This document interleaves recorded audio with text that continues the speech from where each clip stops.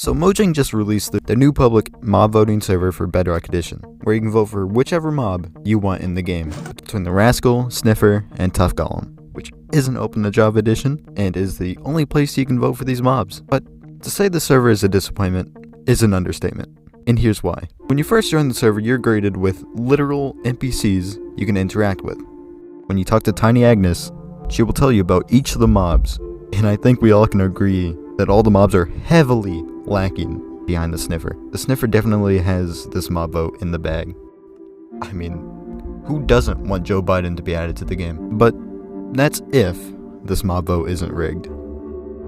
You see, when you join the server, you walk up to the big statue of the mob you want, then flip a lever to vote for it, not only making it extremely easy to accidentally vote for something you didn't want, but also when leaving and rejoining the server, you're able to just completely vote again, counting as 2 votes.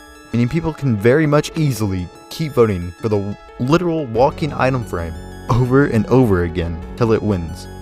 But that's not the only flaw in this server. Other than voting for which mob you want to be added in the game, there's also some mini games and parkours you can do to challenge your community and become #1 on the leaderboards.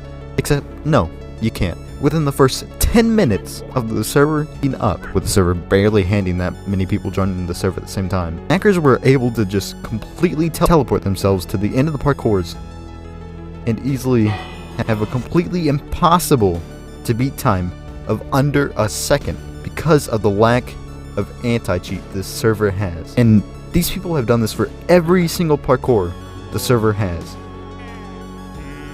There's also no way to join your friends in these servers, unless you get lucky enough to be put in the same server as them, as there's no commands to switch which lobby you are in. But besides for those flaws, there are some good things to come in this server, you know?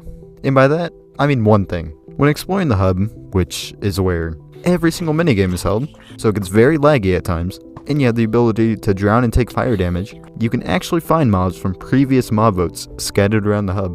And a bit of the biomes too. This server definitely is a disappointment, but still quite expected for Mojang at this point after the whole 1.19 promised features that were never added.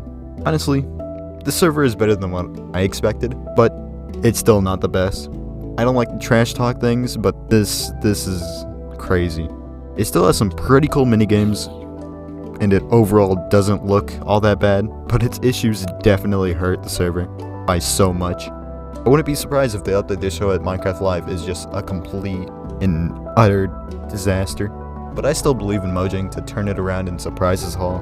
Minecraft still is and forever will be an amazing game.